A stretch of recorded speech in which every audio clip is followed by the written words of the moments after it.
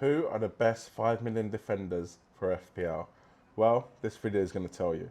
First of all, let's look at the teams that have conceded the most goals.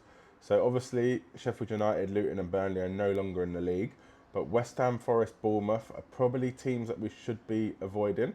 And then we should be looking at bringing in players from Arsenal, City, Liverpool, Everton, Palace, Man United, and then Fulham, I guess Villa and Spurs. Other than that, we should probably stay clear, but I guess it all depends on their attacking option as well and whether they're good going forward. That's what we're going to discuss in this video, the best 5 million defenders for your team to bring in. Let's get into it. Yo, listen up, Rue is stepping up the game. Where fantasy Premier League runs in his veins. From transfers to captains, he's always on top. Guiding you through every game week non-stop. They say Rue got that Salah flow. Welcome to the channel, enjoy the show. Wild cards, free hits with so much vibe. If you're hunting for success, then make sure you subscribe.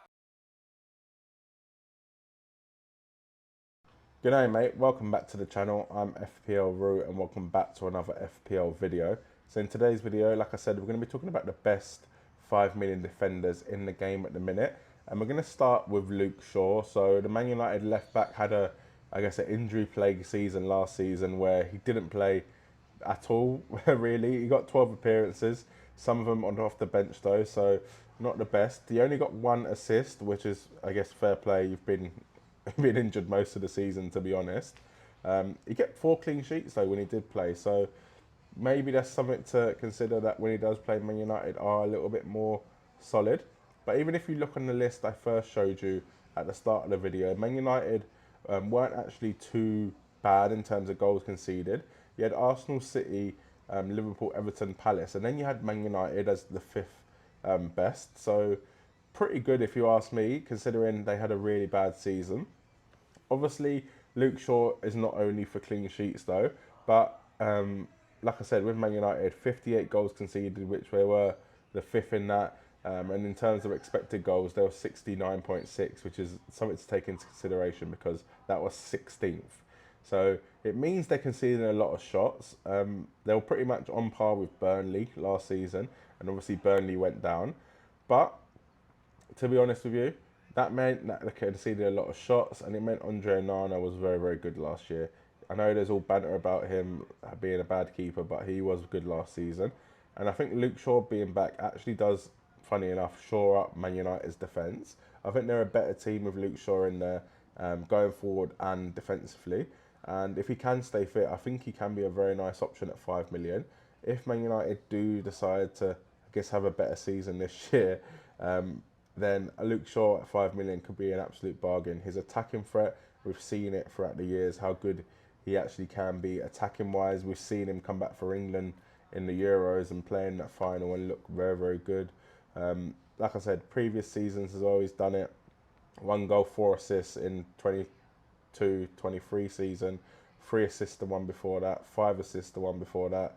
5 assists the one before that. So he does get the assists when he does play.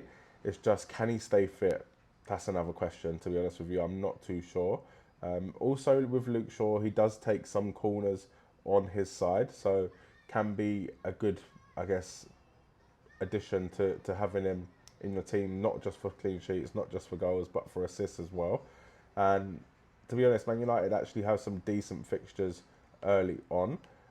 So if you look on screen now, so they've got Fulham at home, Brighton away, Liverpool at home, Southampton away, Palace away. And then from game week 8 onwards though, that's when it starts to get really, really good. So they've got Brentford at home, West Ham away, Chelsea at home, Leicester at home, Ipswich away, Everton at home, Arsenal away, Forest at home. So back to back to back, they've got Leicester newly promoted, Ipswich newly promoted, and Everton.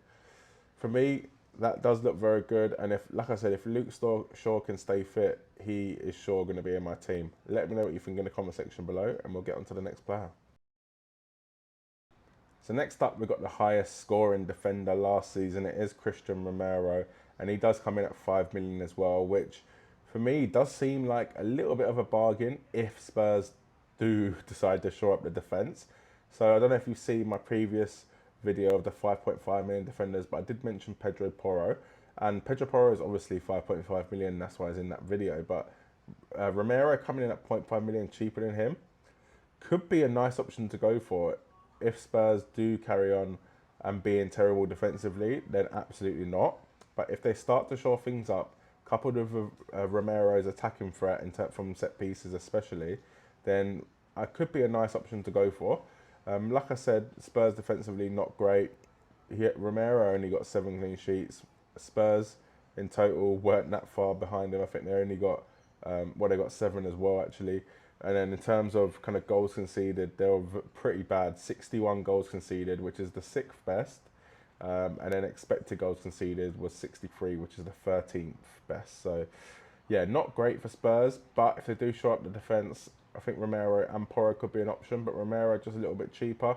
If he can continue to be a threat from set pieces, yeah, I don't mind it at all, to be honest. Let me know what you think in the comment section below, and we'll get on to the next player. So next up, we've got the Crystal Palace player, Munoz, if I've said that right. He signed for Crystal Palace in January last season, and he started every game since then. So 16 games he started, and he got 4 assists, which is pretty impressive if you ask me. Coming into a new league, starting straight away and getting 4 assists in your first 16 games does look very, very good. But one thing to consider is he did play more of like a wing back role than actually a right back. So if he doesn't play that again, then that could be a little bit worrying in terms of bringing him in as an option. But I don't see why the Crystal Palace manager Oliver Glasner would do that, considering they were so good towards the end of last season and they were playing free attacking football. For me, yeah, I don't see why change that. Crystal Palace were actually pretty good defensively as well. So they had the 5th best defence last season in terms of goals conceded, so 58.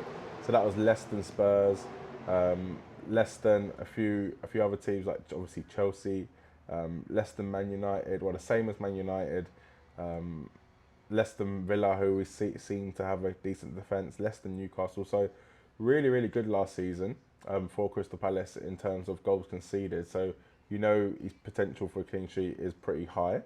Also, expected goals conceded is 53 as well, which is pretty solid. And the fact that he is attacking does make him a really nice option to go for. Palace have some good fixtures in the first 10. Not all amazing, but they do have some very, very good fixtures. So Brentford away, West Ham at home, Chelsea away, Leicester at home, Man United at home. But then they also play Everton away, Forest away, Wolves away in the first 10. So some good fixtures, and they actually do rotate well with Everton and Newcastle. So if you did want to get a Palace defender with an Everton and Newcastle defender, that could be the way to go. Like I said, 5 million is steep, I think, for a Crystal Palace defender, but the fact that he's attacking, he's playing for up the pitch, Palace are good defensively, Glasner has shown us that he's a very good manager and has got Crystal Palace playing very well, then I actually think he could be almost essential. I don't want to put that tag on someone like this soon into pre-season, but he is a very, very good option to go for, I feel like. Let me know what you think in the comment section below, and let's get on to the next player. So now on to the 5th best player in terms of points last season. It is Jarrad Branthwaite. He is the best for the 5 million bracket as well.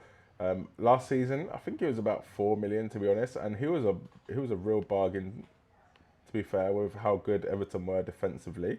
So 35 appearances for him. He got 3 goals, 1 assist, which very, very good for a centre back. Clean sheets were good as well, so 12 clean sheets for Jarrad Branthwaite. And we know Everton were one of the best defences, as we saw earlier on in the video. They came in 4th behind Liverpool and City and Arsenal, so very, very good defensively.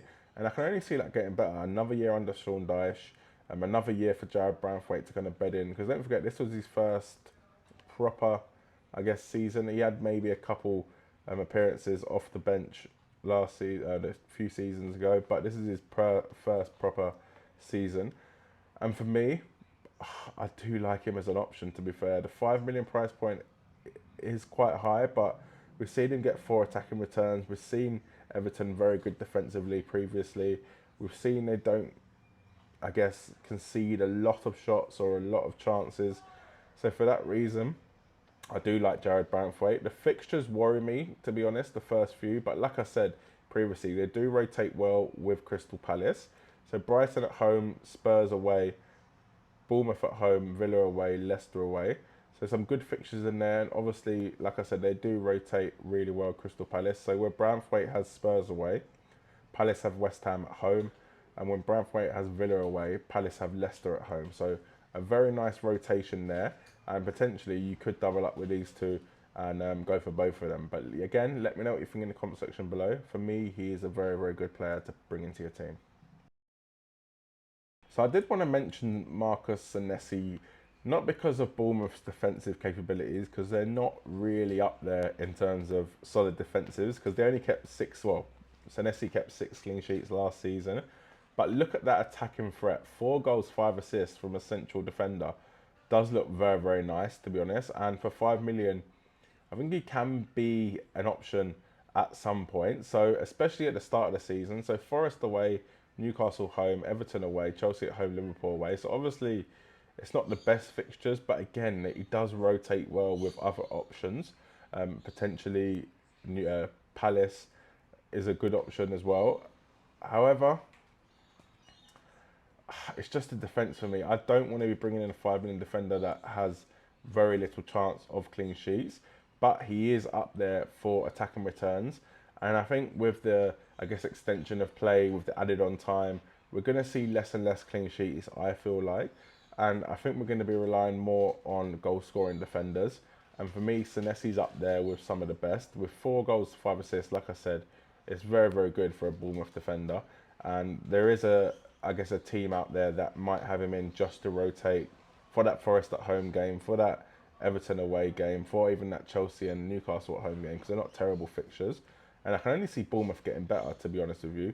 The manager's done a great job of kind of taking over. I know when O'Neill left, that a lot of people said that that was a bad decision, but as proved last season, Bournemouth are a solid team, just maybe not defensively. So would take this one with caution, but if you want an attacking defender, you can't really get much better than someone like Marcus Senesi at this price point. Let me know what you think in the comment section below, subscribe to the channel, and I'll catch you in the next video.